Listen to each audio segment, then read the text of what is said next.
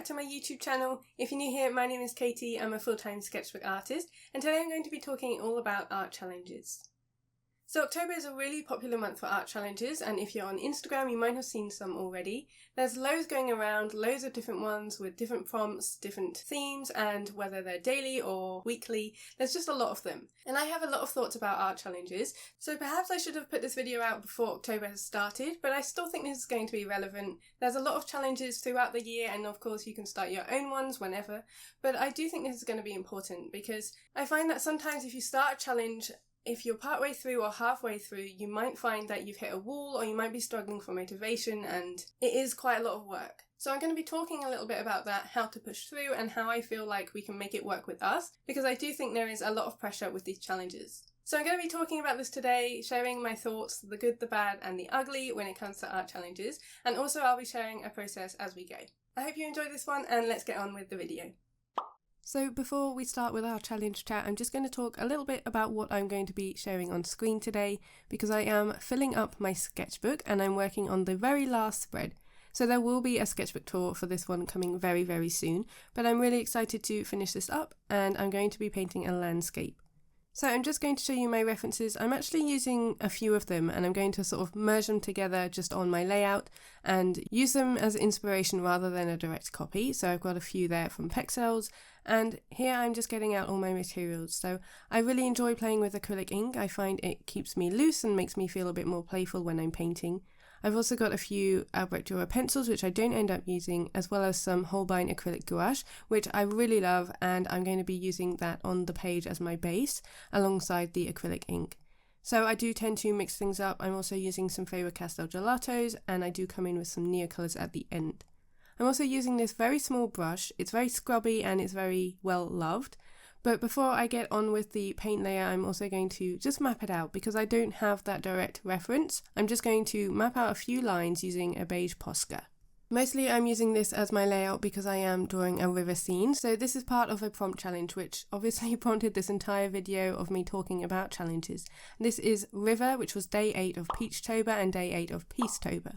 I'm going to leave a link down below in the description box to both of these challenges because they do run for the whole of October. But like I said, I am just mapping out a few very basic lines. You can see it's very messy. I'm just using this to guide my paint marks, which I'm going to come in now. So I'm just using a Tear Off paint palette. I will leave a link to everything I'm using down below in the description box. And by using a scrubby brush, it does help me to stay loose, as I said. So my aim for this painting is to be loose and really free with my marks, and having that smaller brush does help. I do come in with a larger one as well, just for some of the sky areas, but it really helps me be a bit more intentional with my marks, and also to really get that texture because the brush is so small and I do create more scrubby marks. You'll also see further on in the video that I hold it quite far back, and I am stood up whilst painting this, which again allows me to have that distance to be able to see what I'm working on, and also allows me to be a bit more intentional. So I hope you enjoy watching this on screen as I talk today, and let me know if you have any questions at the end about my process. So art challenges. I have done a few in my time. I've done a year-long one, which was personal, so I've made up my own sort of prompts and wanted to do a daily art challenge. So I've done one for a year, one for 30 days, and also one for a week. And I've also taken part in a few other prompt challenges, which again is something I'm going to be talking about today. So as I said in the intro, October is a really big month for art challenges. I think Inktober was the first one, and that was started quite a few years ago. And then another really big one is Peachtober, which is run by Fairy Little Peach. And that is one of the prompts that I'm doing today from Peachtober. And I think those are some of the bigger ones, but of course there are so many. So it can be quite overwhelming and a little bit difficult to know which one to follow or which one to go with. As I said, I have done my own challenges before, and that's mostly because I don't necessarily like being told what to do. I sometimes find prompt challenges to kind of engage my rebellious side where I just don't feel inspired by the prompts, but we're going to be talking about that later because I want to separate this into sort of good and bad, and I want to just share my thoughts and feelings. Feel free to share yours in the chat as well, because I know we're all very different artists and we'll all have different feelings on this. But for me, I think challenges are what you make them. So I'm going to be starting by sharing some of the good points, and then some of the bad points, and then some reminders for you if you're also taking part in a challenge. Maybe this should have been posted at the beginning of October, as I said in the intro, but it's okay if you haven't started your challenges yet. And challenges are for all year long. There are so many different prompts and ideas out there that it doesn't have to be set just in October. You know, they're on the internet forever, so you can always go back to them. So let's get on and start with the good points. So for me, art challenges are great for a sense of community. I've never run one myself in terms of putting out a prompt list, but the community that develops because of these prompt challenges are really, really lovely. I feel like, especially at the beginning of the month when loads of people are taking part, I definitely notice when prompt challenges towards the end because there are less people posting, but it's a really nice supportive community. You're all sort of using that prompt together, and it's really lovely to see the creativity and the different art that you create using this one prompt. And I think that sense of community really encourages you to continue and to work as a sort of team, knowing that you're all in this together to create this art and trying to create a really inspiring month where you're really trying to up your art making. And I think it's just a really nice way to create that community and also to interact with your comments. So click through to the hashtag and find other people who are doing it and really try and develop those relationships. So that's another point, is relationship building. I think it's a really lovely thing to do. You can support people, cheer them on. Even if you're not doing the challenge, then you can still add your support and cheer them on as they go, because it is a difficult thing to do. And we'll come on to that in the bad points, but it's not easy. So I think cheering people on and building those relationships is a really important thing. And it's one of my favourite things about the art community, because I think we are a really loving bunch and I think we all care about what we're creating, and I think that comes through. So I definitely recommend nurturing those relationships and making lots of comments and friends during these challenges.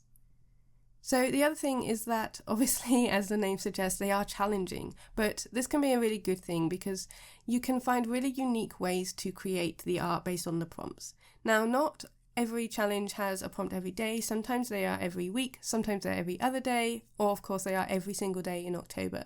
But it's really fascinating seeing how people interpret these prompts, and it's challenging for you to find a unique way to create the prompt in your own style, as well as taking it not necessarily literally, but in your own sort of imagination. So prompt challenges can be what you make them.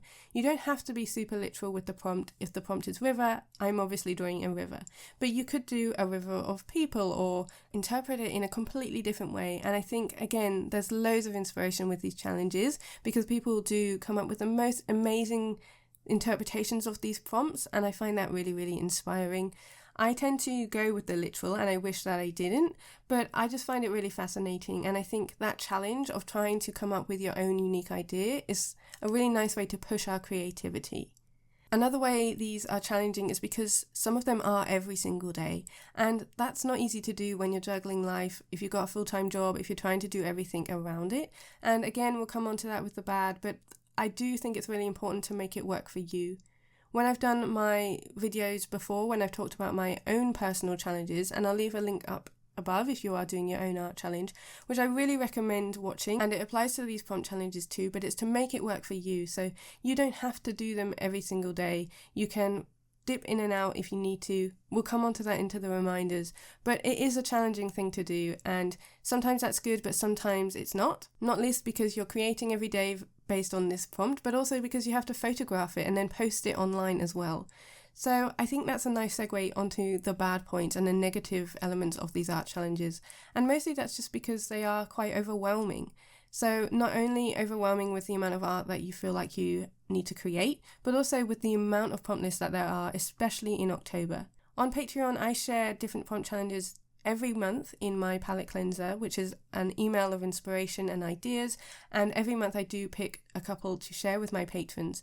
But in October there are just so many, so I really recommend just picking the ones which feel right to you. There will be some prompts that really speak to you and make you feel more inspired than others, so you don't necessarily have to go with the flow. There are ones that are really popular, but if they don't inspire you, then you don't have to force yourself to create, because it is overwhelming. You have to do a lot of art, so you want to make sure it works for you. And the other reason why I think some of them can be negative is just because of the pressure. So there's pressure from the algorithm and there's pressure from yourself. So I'm going to talk a little bit about the algorithm because that's a really big topic on Instagram and does affect the way that we share. But if your piece doesn't necessarily get the attention, or it can be really disheartening if you put so much into this one prompt and you get a very very few amount of likes. And I totally understand that, because it is frustrating when you put in all of your heart and soul into this creative endeavor, and it does hurt when you're not sort of recognized for that. And because of the amount of art being put onto Instagram during these months, particularly in October because there is so much going on, it can be quite overwhelming for people to see all of the art, and also for you to kind of digest all of the art as well. And it does also mean that you might not get as many likes as normal, and the algorithm might not be used to you posting every day, so that can be a little bit disheartening.